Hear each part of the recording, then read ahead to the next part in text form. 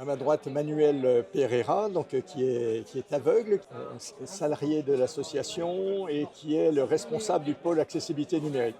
Moi, je suis Christian Vol, je suis bénévole à l'association et je contribue aux activités du pôle accessibilité numérique.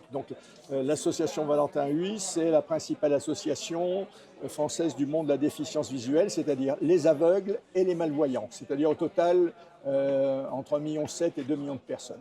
Aujourd'hui, les principales difficultés sont des difficultés d'accessibilité. C'est par exemple faire une recherche de produits, c'est ajouter ce produit au panier, c'est pouvoir consulter son panier, c'est pouvoir lire une fiche descriptive d'un produit qui soit compréhensible et bien explicite.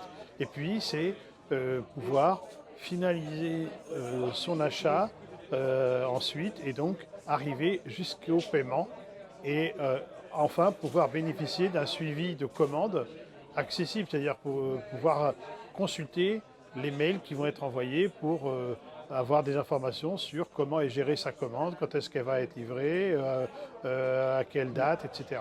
Les besoins d'accessibilité par rapport au site de l'AVH, ils étaient élevés puisque c'est un site qui est consulté par des personnes aveugles, des personnes malvoyantes et également par l'entourage de ces personnes-là.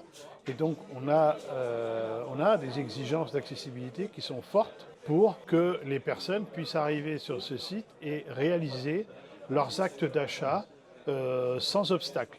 J'ai envie de vous dire qu'il n'y a plus d'hésitation à avoir aujourd'hui, puisqu'il y a des obligations qui sont là, et donc il faut les respecter. Ça, c'est le premier point.